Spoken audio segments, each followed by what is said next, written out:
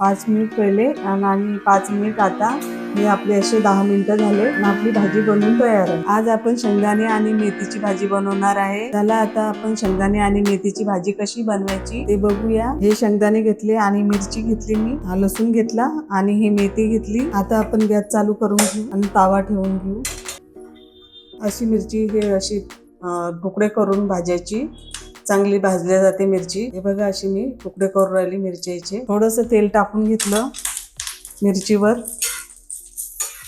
आणि मिरची अशी चांगली भाजून घेऊ आपण। आता आपली मिरची भाजून झाली, प्लेट मध्ये काढून घेते मी। आता आपण हे शेंगदाणे पण भाजून घेऊ। शेंगदाणे पण असं शेकून घेऊ चांगले।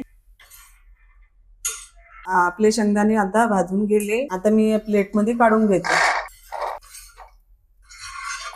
हे बघा शेंगदाणे भाजून झाले। आता गॅस बी बंद करून घेते। आता हे थंड होऊ देऊ आपण थोडं, नंतर आपण मिक्सर मध्ये आबडधोबड असं पिसून घेऊ। आता मिरच्या पण थंड झाल्या आणि शेंगदाणे पण थंड झाले। आता आपण हे मिक्सर मध्ये दरदर असं पिसून घेऊ।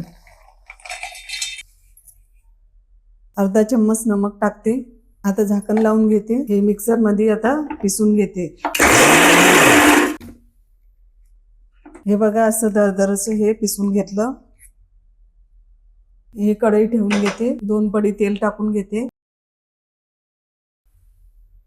हे 2 पडी तेल टाकलं। आता तेल गरम झालं आणि हे मिश्रण आपण आता टाकून घेऊ। याला थोडंसं 2 मिनिटांसाठी परतून घेऊ।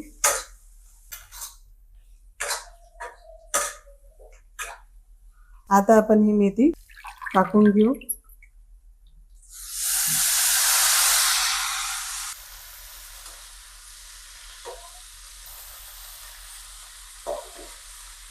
आता मी झाकण ठेवून घेते 5 मिनिटांसाठी। आता आपले 5 मिनिट झाले आणि आपण आता भाजीले असं परतून घेऊ।